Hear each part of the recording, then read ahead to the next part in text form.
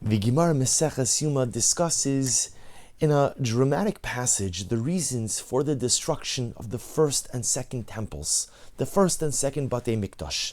And the Gemara explains that the first Beis HaMikdash was destroyed because the Jewish people transgressed the three cardinal sins of Gila Arayos, Shvichus Damim, and Avodah Zarah, immorality, idolatry, and bloodshed. And because we had abdicated any sense of morality, any sense of holiness and spirituality, we lost that beautiful home, we lost that beautiful meeting place between the Ribono Shel Olam and Am Yisrael. But the Gemara says, and what happened during the Second Temple era?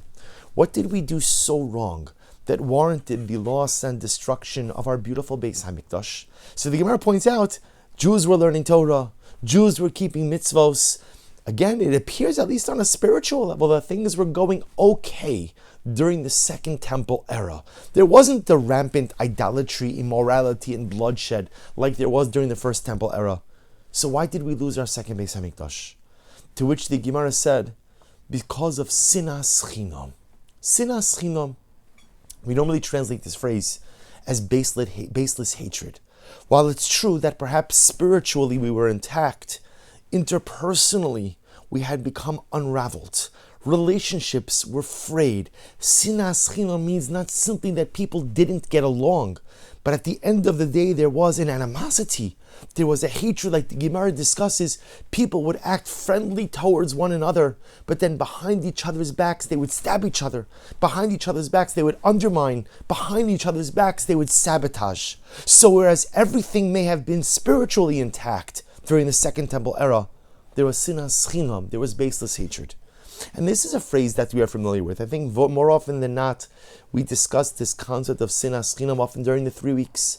During the weeks in which we mourn the destruction of our Batei Mikdash. During the weeks that we mourn the fact that we are still over 2,000 years later in a state of galus, in a state of diaspora, because of that sinas chinam, because of this baseless hatred. And even now we find ourselves in the middle of Siras HaOmer. And it's during these days that we observe certain mourning practices. Why? After all, the Torah only makes mention of these days as a bridge between the Yom Tov of Pesach and Kabbalas HaTorah, the Yom Tov of Shavuos. The entire essence of Sirah on a biblical level is to prepare ourselves for Sinaitic revelation, to prepare ourselves to once again experience a rendezvous with HaKadosh Baruch Hu. So why do we have mourning practices? And we know the Gemara in Maseches Yevamos explains because it was during these days of Sirah, that 24,000 of Rabbi Akiva's students died. Why, says the Gemara? Mipnei shelo nagu kavod zeh bazeh, because they did not literally display honor one towards the other. Sinas chinam, this baseless hatred, no nagu kavod zeh bazeh, did not exhibit proper honor one to the other, unfortunately, was the problem that caused us to lose our second temple, was the problem that caused the demise of so many of Rabbi Akiva's students. But I want to draw your attention for a moment to this phrase, sinas chinam, baseless hatred. And when you think about this word, it sounds even a little bit counterintuitive. It sounds like people just hated each other for no reason at all. And the truth is, we know that's not how the world works. People hate each other. There's always a reason. Always a reason. Maybe it's not a good reason. Maybe it's not a valid reason. But I have yet to meet someone who hates another person for absolutely no reason. I just hate Ruvain because I hate him. It doesn't happen. I may hate Ruvain because of something he did. I may hate Ruvain because of how he looks. I may even hate Ruvain because of how he walks, how he talks, how he dresses, for a variety of reasons. There are plenty of, we'll call it unsatisfactory reasons, or really baseless reasons to hate someone. But hatred is always accompanied by a reason. So what does it mean when the Gemara says that the second Beis HaMikdash was destroyed because of sinas chinam, because of baseless hatred? You know, there's an incredible pasuk in Chumash. The pasuk relates that when the Jewish people, when we were in the desert, we were privileged to receive the great miraculous sustenance of God in the form of man. Every single day this man would fall, it would come to our doorsteps, we'd consume it, it tasted like whatever you want, incredible. But yet the Jewish people complained about the man. And they said, Zacharnu es hadaga. We remember the fish, the cucumbers, remember all the things we ate in Egypt, asher achalnu chinam, that we ate for free. We ate for free. Now, interestingly enough, the commentaries point out, really? You ate fish and you ate cucumbers for free? You were slaves. Pharaoh wouldn't even give you straw for your bricks. And you're telling me there was a smorgasbord every night? It wasn't all you could eat in Egypt? You could have the fish and the cucumbers, everything else, chinam, for absolutely no price at all? But the commentaries explain so profoundly that what chinam means is not free, simply free or free of cost, but rather it means free of responsibility. See, what the Jews were lamenting was that now it's true, we received this beautiful manna, this beautiful bread from heaven. But so much responsibility, so much Torah, so many mitzvahs, so much on my shoulders. Zacharnu es hadaga, we remember that which we ate in Egypt. There were no delicacies in Egypt, but chinam, it was without responsibility. Perhaps that's the meaning of the Gemara. When we speak about sinas chinam, what's sinas chinam? It doesn't mean hatred without a reason, but perhaps it means hatred without responsibility. You see, things happen in relationships. People have a falling out. People drift apart, and that happens. That's part of the dynamic of human relationships.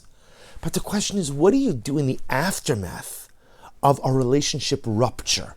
What do you do in the aftermath of relationship friction? Do you let things simply remain in their frayed emotional state? Or do you take ownership? Do you roll up your sleeves? Do you take responsibility to try to fix that which has become broken? Sinas china means animosity occurs and no one tries to fix it, and no one tries to make it better, and no one tries to smooth things out.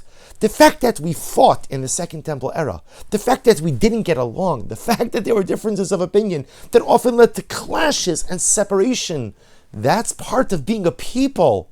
But in the aftermath of relationship trauma, someone has an obligation to try to repair. Someone has an obligation to try to put things back together. But what was the downfall of the second Beis HaMikdash? The downfall? Sinas chinam. Not my problem. Not my problem. There was hatred and no one took responsibility. No one took ownership to try to fix the problem. And as a result, we lost our Beis HaMikdash. And we still mourn the absence of that magnificent and beautiful Beis HaMikdash. And what an important lesson for us. Because we all encounter relationship turbulence. Sometimes it's in a marriage. And how often does it happen where spouses will disagree? And I'm putting it mildly. Spouses may even argue and fight. But at the end of the day, someone's got to take the initiative to try to repair things. And it's easy to say he should do it, she should do it. Someone's got to do it. It's one person in the relationship, at least one person, it should be two, but at least one person has to take the initiative to try to fix things.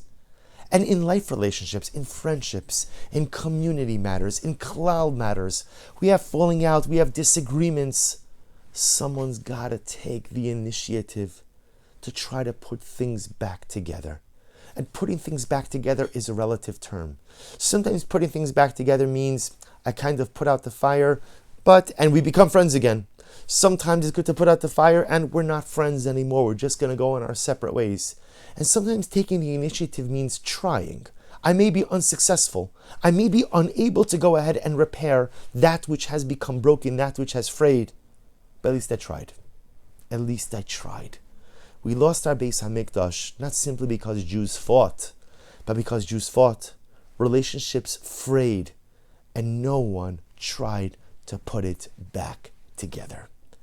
During these days of Sfira, when we try to work on our interpersonal relationships, during these days as we continue to count our days towards Matan Torah, to a renewed and revitalized religious national identity, if we've had disagreements, and if we've had a falling out, and if we have frayed relationships, don't shirk responsibility, but do whatever is within your power to try to put things back together. Do whatever is within your power to try to put out the fires of animosity. Do whatever is within your power to bring the disparate parts of your life, of your people, of your family back together again. Wishing everyone a wonderful day.